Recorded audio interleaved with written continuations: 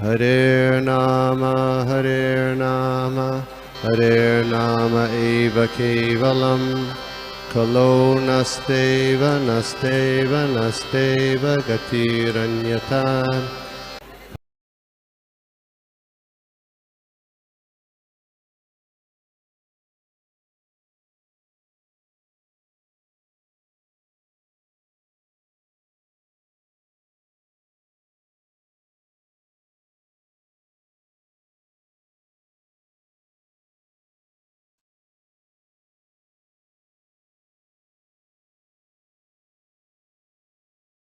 अच्छा, भगवद्गीता क्लासची सत्राची आपण सुरुवात करूया.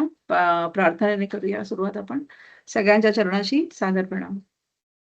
ओम अज्ञानतिमिरान्धस्य ज्ञानाञ्जनशलाकया चक्षुरुन्मिलितं येन तस्मै श्रीगुरवे नमः.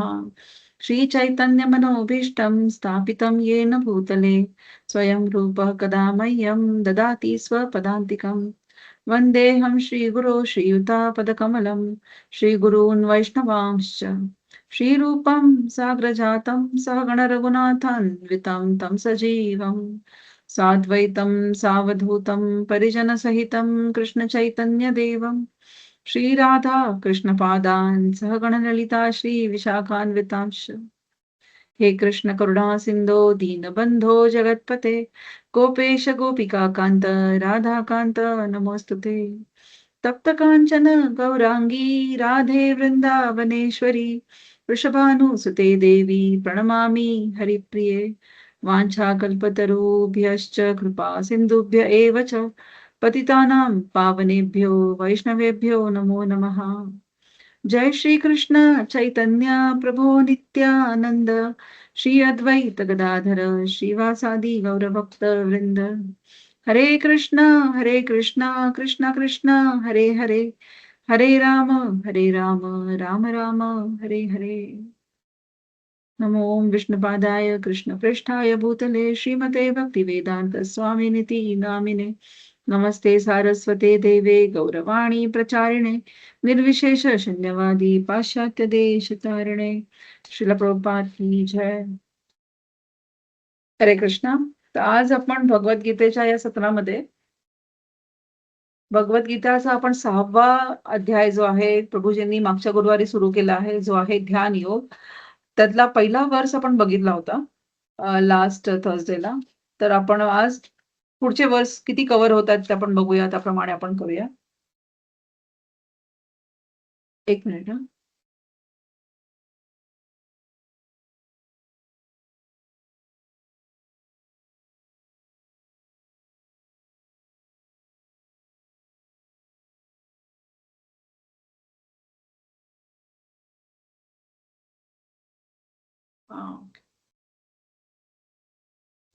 सॉरी.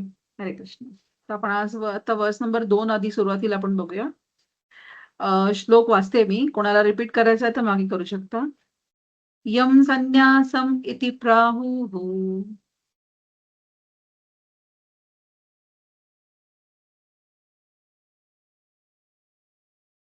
यम संन्यासम इति प्राहुः योगम तम विद्धि पांडव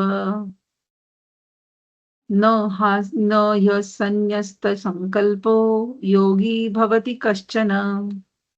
पुन्हा एकदा रीड करते मी. यम संन्यासम इति प्राहुर्योगम तम विद्धि पांडव न ह्य संन्यास्त संकल्पो योगी भवति कश्चन. थँक्यू प्रभूजी. हरे कृष्ण. त्याचा ट्रान्सलेशन वाचते. कोणाला वाचायचं आहे का वर्स बघून तर वाचू शकता.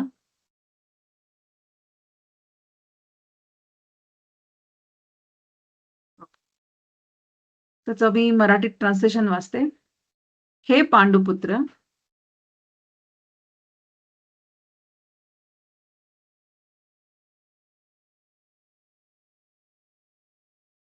Yes thank you.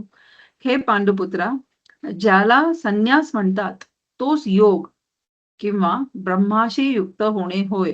कारण जोपर्यंत मनुष्य इंद्रिय तृप्तीच्या इच्छेचा त्याग करीत नाही तोपर्यंत तो योगी होऊच शकत नाही.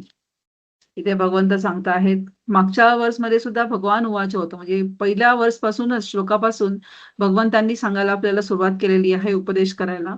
मागच्या वर्समध्ये भगवंत म्हणाले होते की जो आपल्या कर्मफळांवर आसक्त नसून कर्तव्य म्हणून आपले कर्म करतो, तोच वास्तविक संन्यासी आणि वास्तविक योगी होय.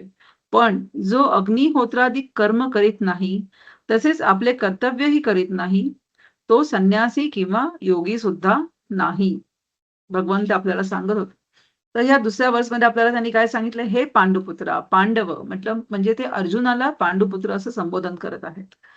त्याला म्हणतात, काय सांगतात अर्जुनाला, की ज्याला संन्यास म्हणतात तोच योग अर्थात ब्रह्माशी युक्त होणे आहे. म्हणजे संन्यास आणि योगी, संन्यासी आणि योगी यांच्यामध्ये फरक नाही असं सांगतात आपल्याला इथे भगवंत. कारण जोपर्यंत मनुष्य इंद्रिय तृप्तीच्या इच्छेचा त्याग करतच नाही, तोपर्यंत तो योगी होऊच शकत नाही. जोपर्यंत इंद्रिय तृप्तीचा जो त्याग करत नाही, तोपर्यंत तो योगीही नाही होऊ शकत आणि तोपर्यंत तो संन्यासीही नाही होऊ शकत. की असा योगी जो इंद्रिय तृप्तीचा त्याग करतो, तोच त्याला संन्यास घेतला असं म्हटलं जातं. तर इथे प्रभुपाद आपल्याला तात्पर्यामध्ये सांगतायत की वास्तविक संन्यास योग किंवा भक्ती योग, भक्ती म्हणजे मनुष्याने जीवात्मा म्हणून आपली स्वरूप स्थिती जाणून त्याप्रमाणे कार्य करणे आहे. आपल्याला दिसतं असं की संन्यासी किंवा म्हणजे ज्यांनी भगवे बस एक मिनिट हा.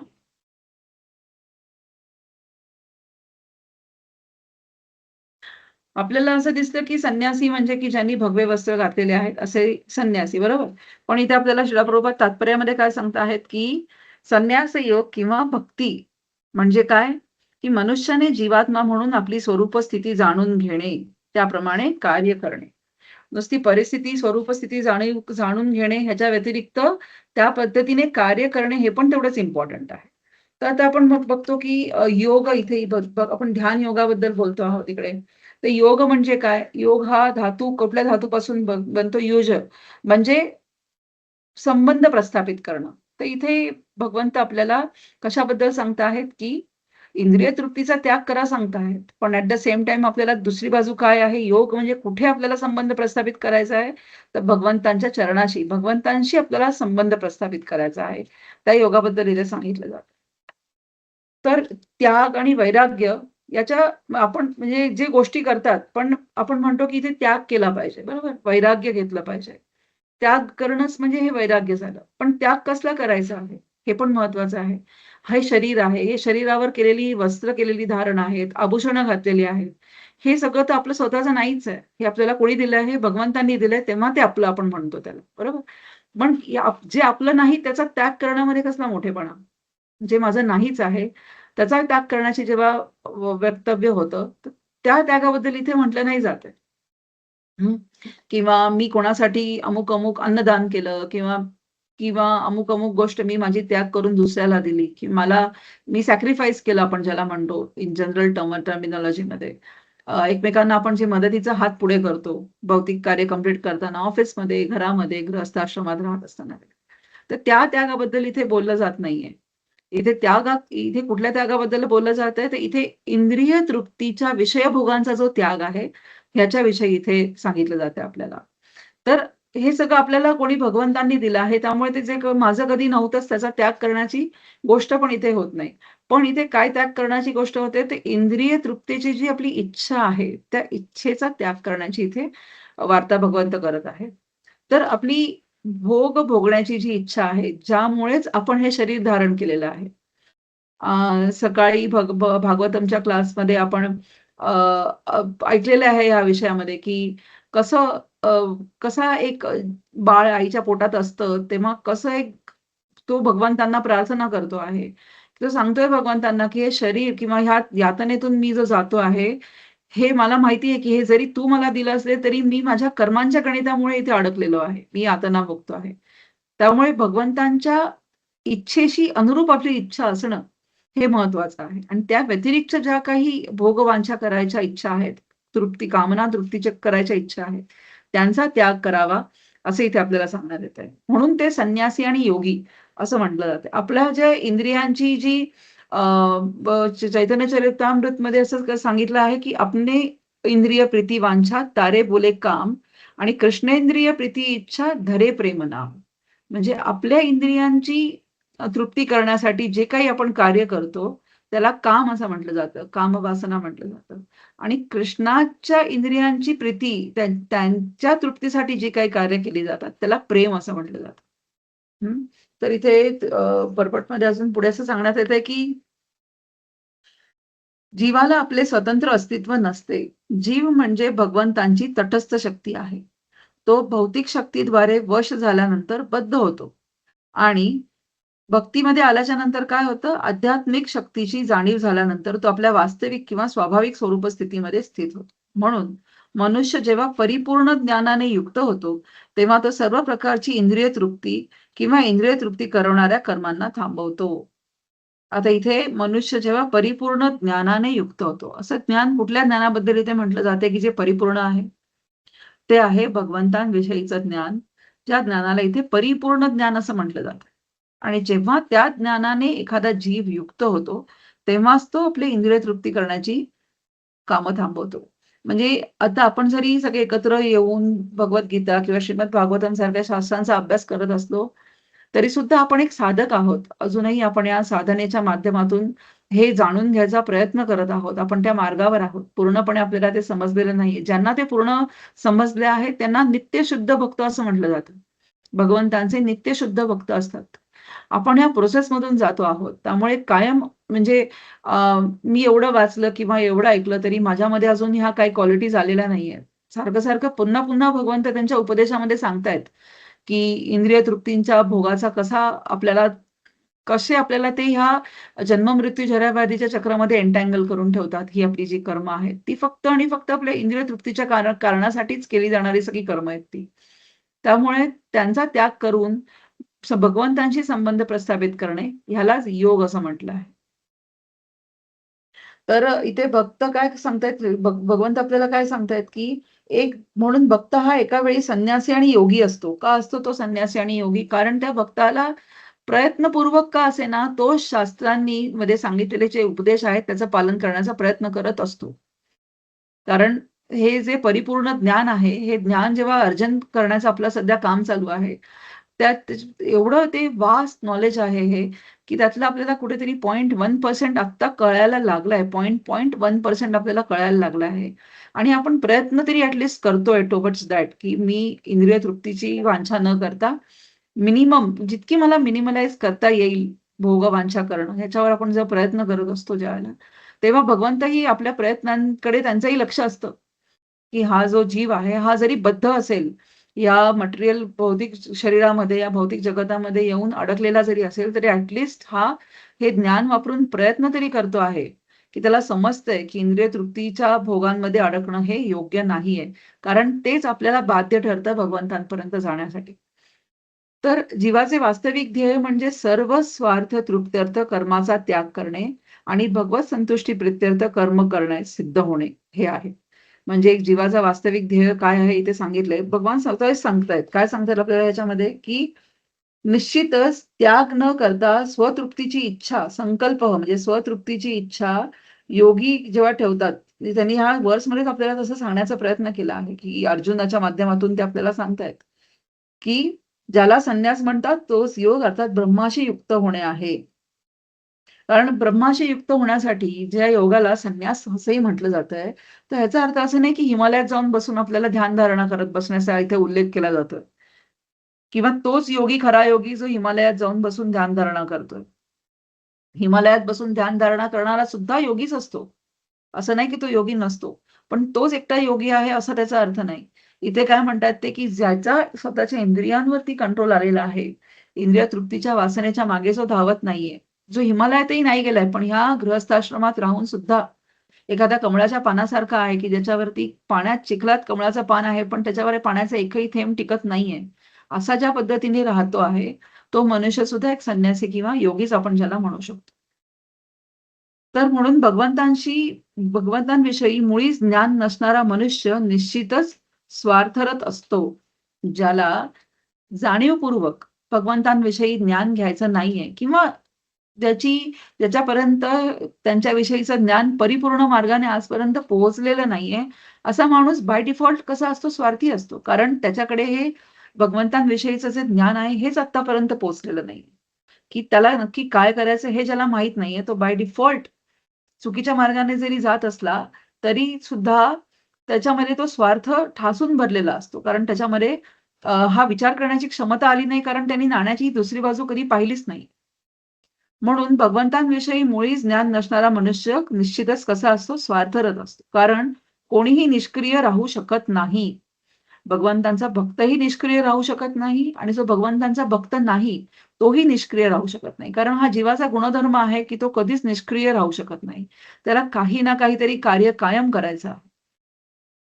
त्यामुळे आपण ज्यावेळेला भगवंतांच्या भक्तीचं आचरण करत असतो, तेव्हा आपल्या आचरणामध्ये खूप सारे बदल आलेले असतात. कारण आपण बघतो या भौतिक जगतामध्ये आपल्या आजूबाजूला बघतो. आता हल्ली डिव्होर्सचे इतके प्रमाण वाढलेलं आहे. भावंडांमध्ये भांडणं होण्याचे प्रमाण वाढलेलं आहे. एकमेकांमध्ये कम्युनिकेशन गॅप्स वाढायचं प्रमाण हल्ली वाढलेलं आहे. एकमेकांना मदत करण्याची इच्छा, जी भावना आहे ती कुठेतरी लुप्त होत चाललेली आहे. मुलांना वाटणारी आई-बाबांची काळजी कमी होत चालली आहे. आजकालचं जनरेशन असं आहे, की ज्यांना अ, लग्न तर ते करतात, पण त्यांना मूल-बाळ पुढे होणं नको आहे किंवा ह्या सगळ्या गोष्टी अशा एकमेकांमध्ये एन्टँगल झाल्या आहेत. कारण काय आहे, की जे परिपूर्ण ज्ञान असं म्हणत आहेत, हे भगवद्गीता हे एक ओपन सिक्रेट आहे. गुह्यतम ज्ञान आहे, पण ते ओपन आहे. पण ते सगळेजण घेतात असं नाही. त्यामुळे ही जी समाजात जाणवणारी जी कमी आहे, ती कायम जाणवत राहते का? आणि अजून सुद्धा इंद्रिय तृप्तीसाठी एवढे कैक सारे मार्ग ओपन होत आहेत डे बाय डे. ChatGPT येतंय, एआय येतंय किंवा जे काही आपल्यामध्ये डेव्हलपमेंट्स आपण ज्याला म्हणतो आहोत, त्या डेफिनेटली डेव्हलपमेंट्स आहेत. पण त्याची दुसरी बाजू अशी आहे, की त्याच्यामुळे ज्यांना त्याचा प्रॉपर उपयोग कसा करायचा माहीत नाहीये, त्याचा ते दुरुपयोगही केला जातो. त्यामुळे प्रत्येक गोष्टीचं ज्ञान असणं हे खूप गरजेचं आहे. तर हे तर आपण जे भगवद्गीतेमार्फत जे आपण ज्ञान घेतोय, हे तर भगवंतांविषयीचं ज्ञान आहे. भगवंत स्वतः ह्याच्यामध्ये उपदेश करतायत आपल्याला. कारण बऱ्याच ठिकाणी आपण असं वाचतोय भगवान उवाच, श्री भगवान उवाच. कारण ते स्वतः अर्जुनाच्या मार्फत आपल्यापर्यंत हा संदेश पोहोचवत आहे. सो जो योगी प्रत्येक कार्य फक्त भगवंतांसाठी करतो, त्यालाच खरा योगी असं म्हटलं आहे आणि तोच भगवंतांना कसा आहे? प्रिय आहे. जर आपण म्हणतो, की मला अमुक-अमुक व्यक्तीसाठी प्रिय बनायचं आहे, तर त्या व्यक्तीसाठी आपल्याला आपलं सगळं तन, मन, धन आपण ज्याला म्हणतो ते अर्पण करणं गरजेचं असतं. त्याचप्रमाणे जर आपल्याला भगवंतांचं प्रिय बनायचं आहे, तर आपल्याला भगवंतांच्या उपदेशांचं पालन करायचं आणि प्रत्येक कार्य करताना जसा योगी जो प्रत्येक कार्य करताना एक संन्यासी फक्त भगवंतांच्या तृप्तीसाठीच ते कार्य करत असतो, त्याप्रमाणे आपल्यालाही त्याच्यातून हे लेसन इथे ह्या ध्यान योगामध्ये सांगण्यात आलं आहे. तर आपण बघितलं या कुरुक्षेत्राच्या युद्धामध्ये अर्जुन कसे होते, पहिले अर्जुनाला युद्ध करायचं नव्हतं. है ना? युद्ध करायची इच्छा नव्हती अर्जुनाला. का? कारण स्वतःसाठी. कितीतरी कारणं अर्जुनाने दिली, की मला युद्ध का नाही करायचं म्हणून, जे आपण पहिल्या अध्यायामध्ये पाहिलं. अर्जुन विषाद योगमध्ये. पण जेव्हा अर्जुनाला भगवद्गीता सांगण्यात आली, भगवंतांनी भगवद्गीता सांगितली, अर्जुनाच्या अनेक प्रश्नांची उत्तरं त्यांनी भगवंतांनी दिली. तेव्हा काय केलं? अर्जुन युद्धाला तयार झाले आणि त्यांचं त्याच्यात कसं झालं फायदा, की त्यांचं कर्तव्य पण पार पडलं आणि त्यांची कृष्ण भगवंतांप्रती त्यांची भक्ती पण त्याच्यामध्ये झाली. आहे ना? त्याच्यामध्ये म्हणजे काय झालं, की ज्यावेळेला त्यांनी हे ज्ञान अर्जन केलं, त्यावेळेला सगळी त्यांची जी काही इच्छा होती, जे करण्यामागचं जे ध्येय होतं, ते सगळं त्याच्यामध्ये पूर्ण झालं. तर खरा त्याग ज्याला म्हणतात, कशाला त्याग म्हणतात खरं? की भगवंतांची सेवा करण्यासाठी आपल्याला कितीही कष्ट सहन जरी करावे लागले, तरी आपण ते करावेत. का? की हे भगवंतांचे आदेश, उपदेश जे आहेत, ते पाळण्यासाठी आपल्याला कितीदा तरी कष्ट सहन करावे लागतात. म्हणजे कसं? की आपल्याला बऱ्याच गोष्टी आपल्या मनाविरुद्ध कारण आपण आत्तापर्यंतचं जे आपल्या हार्ड डिस्कमध्ये येऊन जे बसलेलं आहे ज्ञान, ते इतकं फिक्स आहे आपल्यामध्ये बसलेलं. त्याला इझिली डिलीट करून भगवंतांचे उपदेश मानणं हे तितकं सोपं नसतं. त्यामुळे बऱ्याच ठिकाणी कष्ट सहन करावे लागतात. आणि हे कष्ट सहन करण्यासाठी काय करायचं आहे, की ही भगवंतांची सेवा आहे. अशाच मनामध्ये एक समज मानून त्या सेवेच्या मार्फत हे केल्याने भगवंतांना संतुष्टी मिळणार आहे. म्हणून आपण हे कष्ट जरी पडले, तरी ते सहन करावे लागले, तरी ते करावेत आणि त्यालाच त्याग असं म्हटलं आहे. तर आपण म्हणतो की हे जे आपण शरीर धारण केलं आहे, ह्या पूर्वजन्मांचे आपले जितके काही रिझल्ट्स आहेत, ते म्हणजे हे आपलं आज मिळालेलं आपल्याला शरीर आहे. आहे ना? त्याला निगडीत असलेल्या सगळ्या गोष्टी ज्या आहेत, आपले नातेवाईक, आपले नातेसंबंध जे या शरीराला जोडून आहेत, हे सगळे आपल्याला कुठे ना कुठेतरी पूर्वजन्मांची आपली गणितं आहेत. म्हणून आपण आज एकमेकांसोबत आजही इथे या प्लॅटफॉर्मवरती भेटलोय, बोलतोय. तसंच आपले फॅमिली मेंबर्स आहेत, आपले फ्रेंड्स आहेत, आपल्या संपर्कात येणारे इतर सगळे आहेत. पण आत्मा काय आहे आपण जाणलं आहेच दुसऱ्या अध्यायामध्ये सांख्ययोगमध्ये, की आत्मा जो आहे हा काय आहे? सनातन आहे. म्हणून भगवान काय म्हणतात, की ममैवांशो जीवलोको. म्हणजे हे सगळे जितके जीव आहेत, हे सगळे काय आहेत? माझे अंश आहेत. हे सगळे काय आहेत? तर माझे अंश आहेत. हे भगवंत आपल्याला सांगतायत.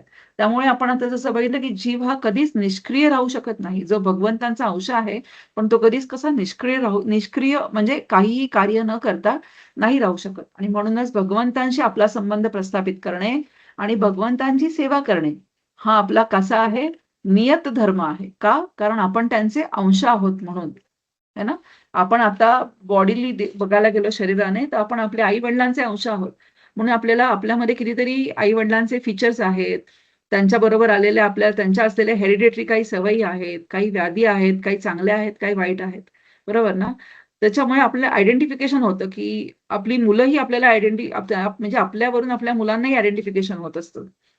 आपले जीन्स त्यांच्याकडे पास ऑन झालेले असतात. ते कितीतरी लाईफ्समध्ये ते जीन्स एकमेकांकडे पास ऑन होत आलेले असतात. त्याचप्रमाणे आपण भगवंतांचा अंश आहोत. भगवंत स्वतः म्हणतायत, की ममैवांशो जीवलोक. प्रत्येक आणि प्रत्येक जीव हा माझा अंश आहे. म्हणून काय आहे, की हा भगवंतांशी आपल्याला संबंध प्रस्थापित करणं आणि त्यांची सेवा करणं हा आपला कसा आहे? नियत धर्म आहे. आपल्या आई-वडिलांची सेवा करणं हा आपला नियत धर्म आहे. कारण आपण त्यांचे शारीरिक बॉडी लेव्हलमध्ये अंश आहोत म्हणून. त्याचप्रमाणे जर हा तर आपला किती मोठा संबंध आहे भगवंतांशी असलेला. ते आपले प्रपितामह आहेत. है ना? त्यांच्यामधूनच आपण सगळे आलेलो आहोत. त्यामुळे आपल्याला त्यांची सेवा करणं हा आपला कसा आहे? एक नियत धर्म आहे आणि हाच खरा योग आहे.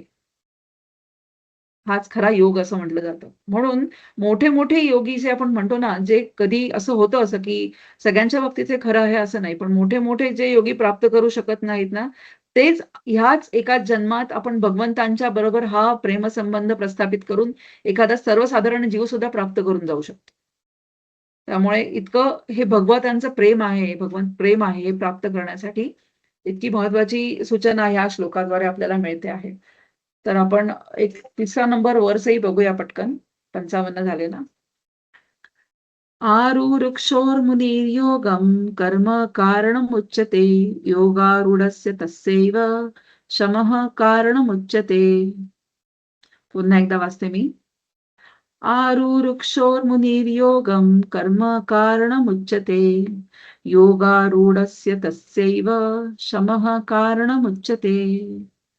अष्टांग योगामधील नवसाधकासाठी कर्म हे साधन असल्याचे म्हटले जाते आणि पूर्वीच योग साध्य केलेल्या साधकांसाठी सर्व भौतिक क्रियांचे शमन हे साधन असल्याचे म्हटले जाते. थोडंसं कॉम्प्लिकेटेड वाटतंय वाचताना, पण त्याला आपण सोप्या भाषेत बघूया काय इथे आपल्याला सांगितले जातंय ते. की प्रत्येक वेगळ्या व्यक्तीसाठी वेगवेगळी काय असं असतं परिस्थिती असते आणि वेगवेगळ्या परिस्थितीत वेगवेगळे नियम लागू होतात.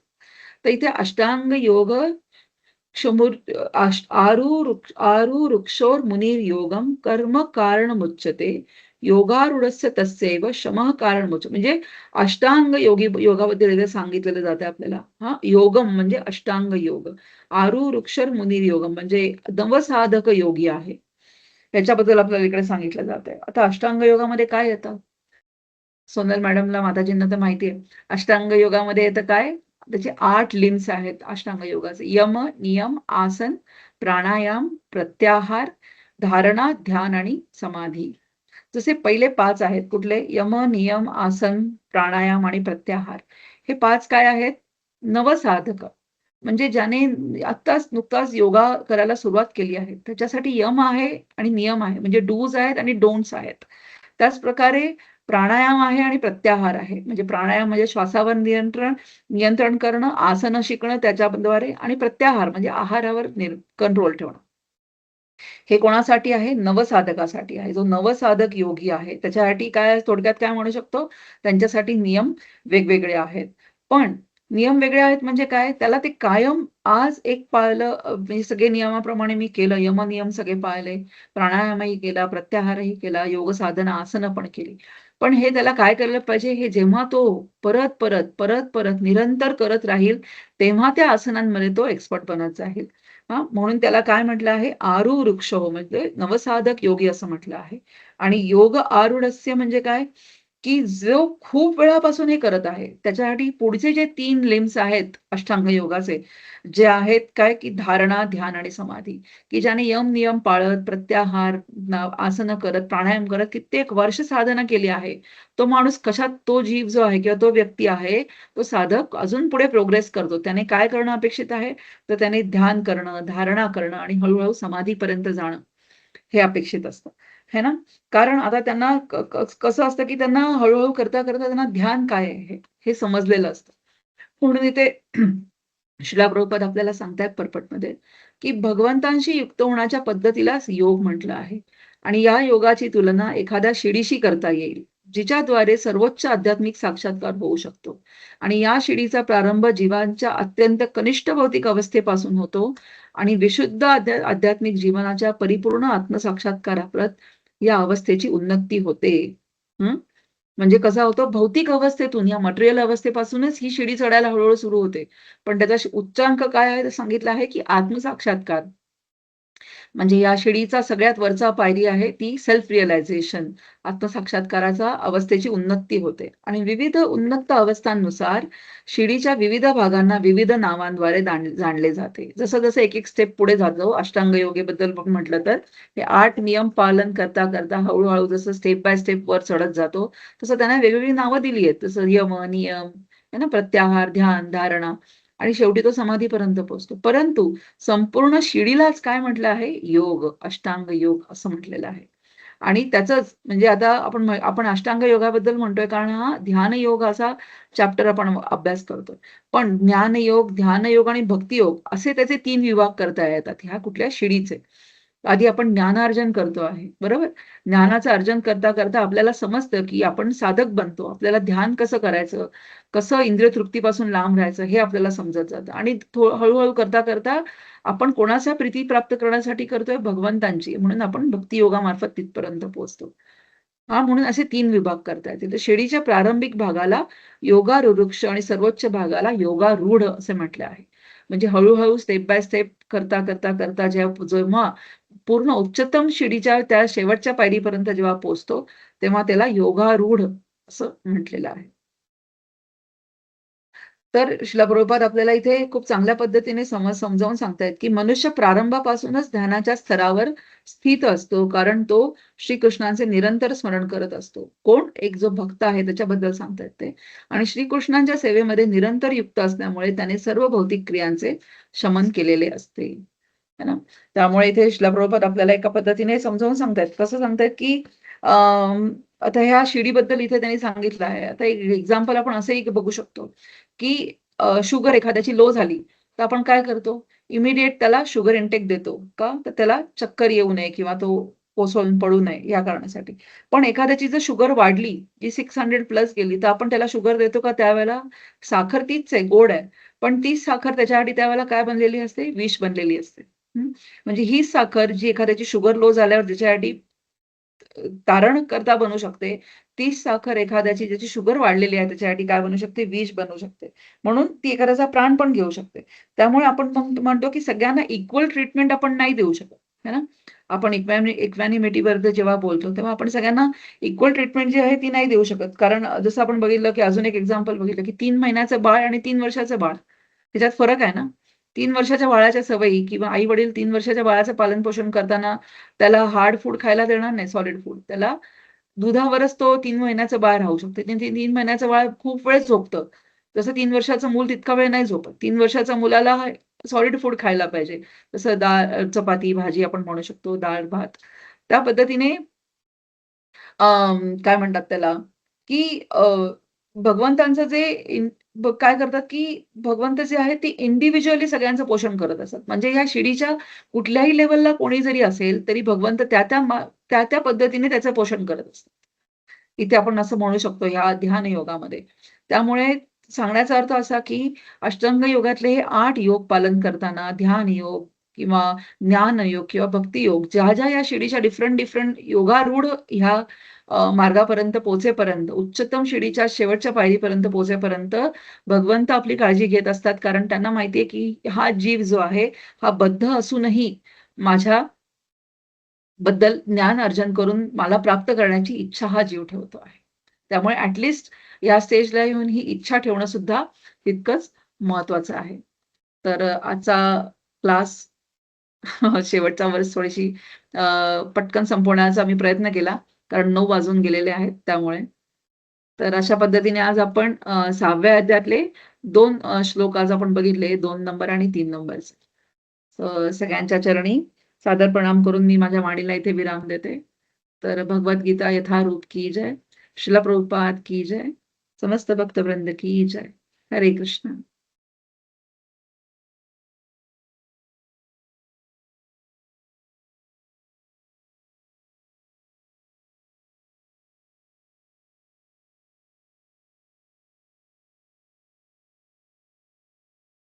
कोणाचे काही प्रश्न किंवा काही कमेंट्स असतील तर आपण 2 मिनिटं घेऊ शकतो. नाहीतर मग आपण इथे क्लास थांबवू शकतो.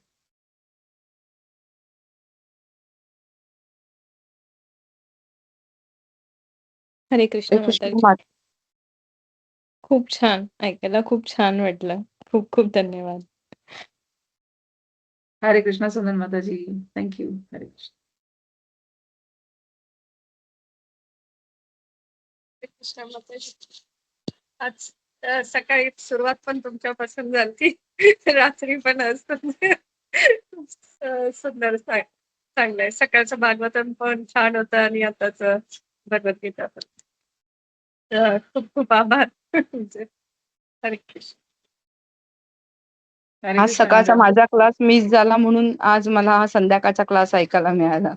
खूप छान श्लोक तुम्ही एक्सप्लेन केले माताजी. हरे कृष्ण. हरे कृष्ण माताजी. Thank you for the opportunity. हरे कृष्ण. सगळ्यांच्या चरणाशी सादर प्रणाम. हरे कृष्ण.